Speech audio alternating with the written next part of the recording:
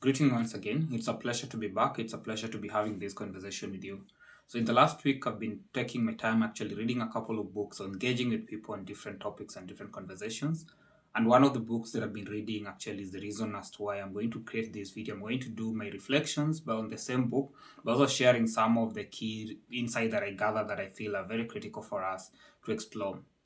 Over time, I've created videos, I've written articles, I've engaged with people in different conversations, and to a greater extent, I've been looking at it from a business perspective. How do we make businesses serve society, but also deliver value from an economic development and economic progress, either in terms of value returns to the shareholders and stakeholders, but also to the community as a general. And the community is the human race for its entirety, and that is a critical piece. So the book that I've been reading is Higher Ground by Alison Taylor.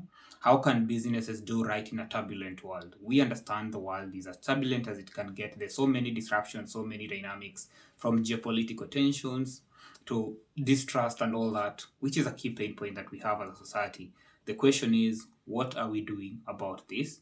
How do we move from where we are to the next frontier? But also the question, as well as we're looking at what the next frontier we should be, how we should be moving to the next frontier, is where are we and what got us to where we are? And I think that is a very critical question and a critical conversation to have. Early in the year, when I did a reflection in January, one of the reflections that I had was on the discussion that happened in the World Economic Forum, Davos Forum, early this year. And the theme for that conversation was around rebuilding trust with society. And the essence of it is there's some higher levels of distrust that we have as a society, either to governments, businesses, NGOs, non-profit, charitable organizations. That distrust that we have within us is actually derailing our ability as a human race and as a people to be able to make substantial positive contributions to the world as it should be. The question we need to ask ourselves is, where do we move from here? How do we make the move? And what does that success look like for us in making that progress for whatever it is that we hope and expect of it to happen? So, first things first, how did we get here? Over time, there's a growing distrust from the general population and the public on what government's capacity to solve our problems. And we all understand and acknowledge that in terms of how we are structured politically, in terms of governance for whatever jurisdiction we come from, the responsibility lies with the government. But when the government of the day is not in a position to address these particular challenges, we all seek to find an alternative person or alternative force who can be able to move us to the next frontier for whatever it is that we hope for. That starts the conversation. So therefore, by the virtue that most of the times governments have either not been able to deliver on the priorities and needs of communities, and to a greater extent, there's also the privatization and private sector role in delivering some of the services that communities need. And most of the times, we spend more than two-thirds of our lives working in the corporate structure. Whether you're working in government, in private sector, or in the NGOs, you are spending two-thirds of your life in professional settings. Ultimately, then the question people are asking is, how can I make a contribution in my own account, in my place of work, to move the pieces towards a fair and more just world that I would be hoping for? And that got us to where we are, where we have so much tensions.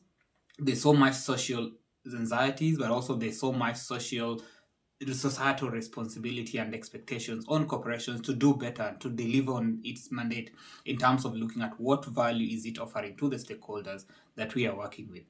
Those are critical conversations to have. So where are we and what can we look at from that point?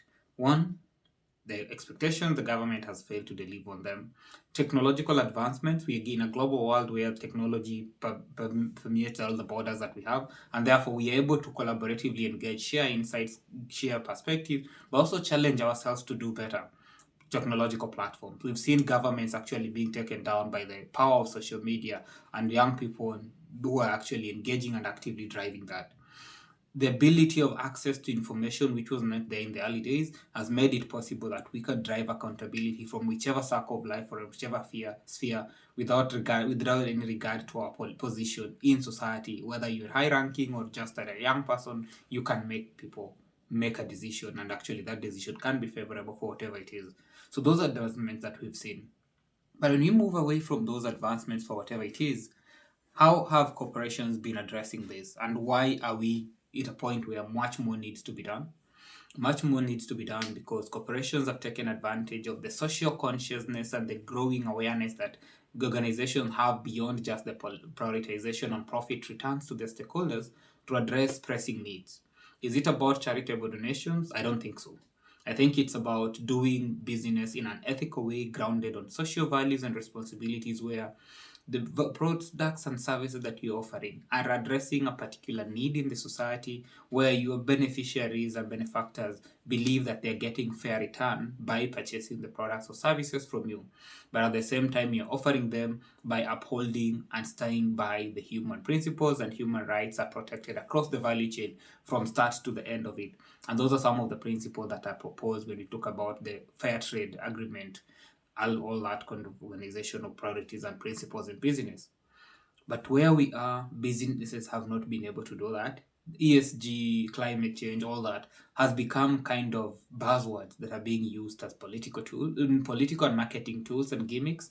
And the essence of it is it's virtue signaling to show that we're doing something to drive progress towards a sustainable world. The question is, do we understand what really needs to be measured? To what extent can we do the measurements? And if we are able to, how will we be working towards achieving it? Those are skill gaps, and I think Alison Taylor mentioned some of those gaps that were there. And the essence is corporations need to move beyond the convention to the novel to get to the place where we start from trust and get to move forward that level. How do we get that journey? Getting to engage with stakeholders. Corporations have been doing a lot of stakeholder engagement, but from a point of either meeting a legal requirement, a legal obligation in our places of work, rather than really being committed to addressing the problem. And on the other end as well is about setting expectations clearly. What do I want with my people? How do I want it to happen? Those are key barriers and key conversations that people need to look at. The expectations have to be right. And when we set expectation, we have to be willing to deliver on those particular solutions from a business perspective. Very, very critical for us to look at it. A topic that I've been interested in, has also been touched about, is the political influence and political involvement of corporations. And the example that were considered to a greater extent are based on the US, the United States of America, where companies have lobby groups and advocacy groups that have been actively involved in shaping policies, shaping regulatory regimes, and ultimately working on these to ensure that it supports their business priorities and imperatives. In terms of that, I think there's a place for the corporations and businesses to be engaged in policy, but it has to be guided and structured in a different way. The essence of it is that there's so much political corruption that is being perpetuated by the involvement of corporations in politics, which needs to come to an end, because then the essence of it is political outcomes will always be geared towards economic returns for businesses who may or may not be looking out for the well-being of the society, and that needs to change. But at the same time, staying away from political discourse, political conversations from a business community is not the best approach. And I really believe one of the key conversations that I've been talking about from my work, from my own initiatives and personal ventures is, let us get professionals, let us get businesses into the political discourse. The essence of it is we do not work in isolation and in vacuums. Regulations will impact the business, regulations will impact the societies and the people that we are supporting. The question is, to what extent are we involved, and what does it mean to get to shape the conversation and steer the conversation to where we need to be?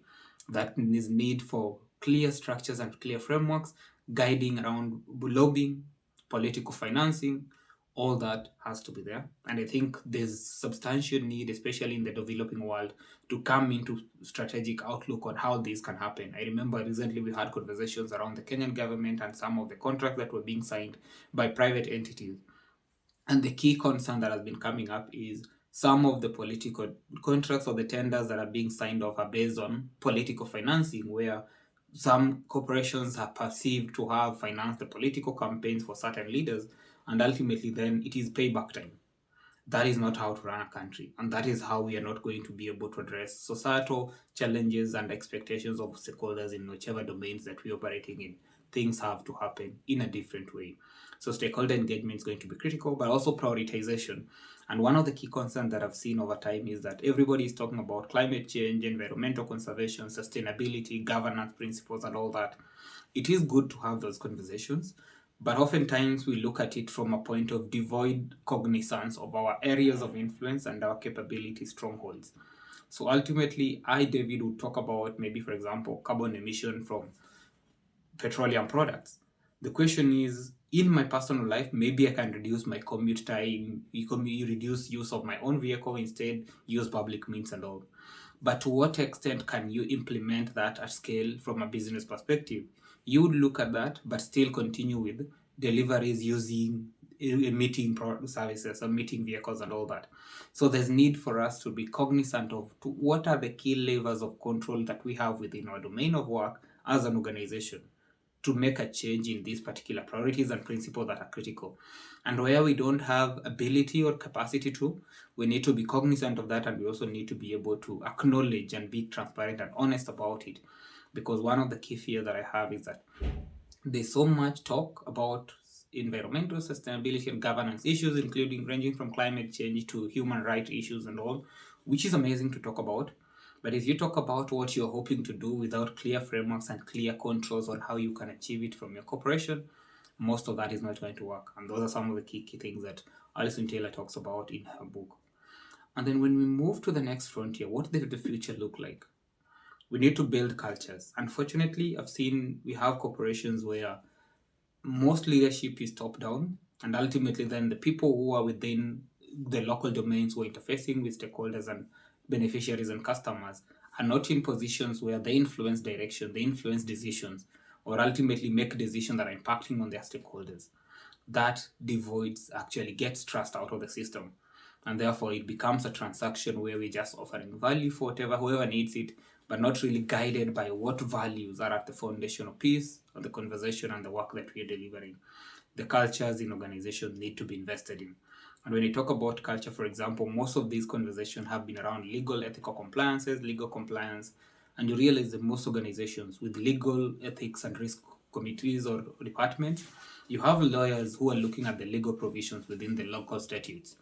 Ultimately, then, these legal provisions need to be distilled into working principles that should guide employees within companies to meet their obligations and objectives. It is good to have those. But to what extent are we implementing them? What controls do we have around them? But how personable, how human are these particular policies and principles? We have to be cognizant that as much as we can develop standard procedures and working instructions, it is human beings who are going to use them. So how does it relate with these human beings? How do we build that trust that actually they are empowered to think and deal with different contexts that might not be domiciled and actually reflected in the principles and the policies, but rather it is inculcated in them as a value system, as a moral compass, as an ethical imperative at an individual level within the corporation. Ultimately, that drives things forward. The control mechanism that have been there is not going to work. And I think corporations need to look at it from a different perspective where the leadership must show the moral compass and the moral authority to acknowledge that we will do the right thing from leadership, and therefore then it distills down to the people. And there should be checks and balances for leadership rather than looking at focusing on the outcomes rather than the process behind it. And the same should either come from the top, but also should be balances, top checks and balances from the junior leadership, junior members of the organization, so that if the leader doesn't meet what is expected, they can be called out by the junior associate within the organization, and that drives that momentum for whatever needs to happen.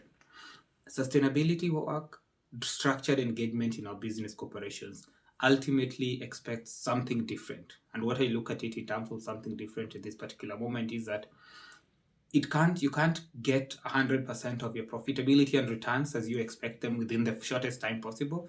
So ultimately, you need to understand that it will take time for you to derive and actually harness the financial returns for whatever investments you're making.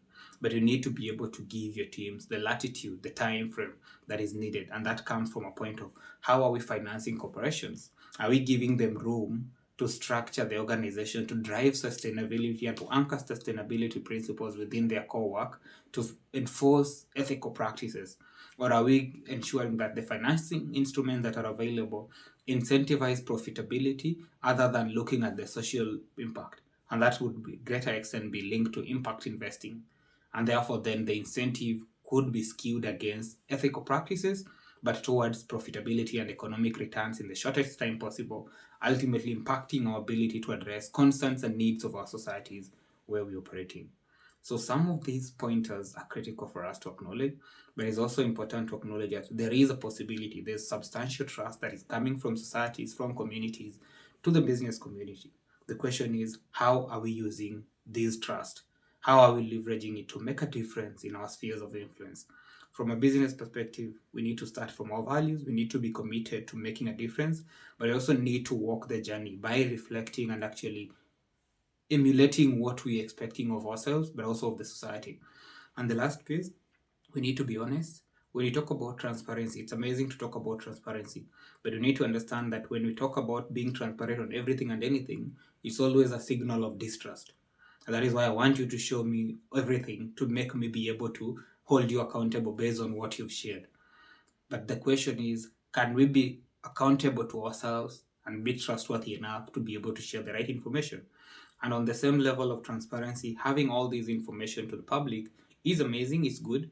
The question is, are we empowering the public and the general populace to be able to distill, make sense, and actually critique from an objective perspective rather than from piecemeal information, and disinformation and misinformation is a critical pain point in our society at the current moment. So much more needs to be done, but it is on us to do it. Higher ground is about you setting your organization to thrive, not just by the virtue of complying with legal statutes and legal requirements, but playing above board to serve the society in its essence, to make gains from an economic perspective, and to deliver value in a society, in a world that is expecting of you so much. And that is from your customers to your employees, but also to the stakeholders and shareholders who have invested their money and expecting to make return as you do positive, beneficial work. I hope this helps you distill some of the key considerations that you might be interested in. It's an opportunity for me to reflect on the book that I've read, to reflect on what we can do better. And my hope is we spark a conversation where you, at a personal level, whether you're a consumer, employee, or a company leader, can you ask yourself, how can you move your organization from where it is now to higher ground where you're delivering value to the society, but you're also delivering returns to your shareholders and stakeholders? Ultimately, you're moving the cog of the wheel of life and the wheel of the business towards a better future that we are able to count on you to lead us to the next frontier. Thank you, and I look forward to future engagements.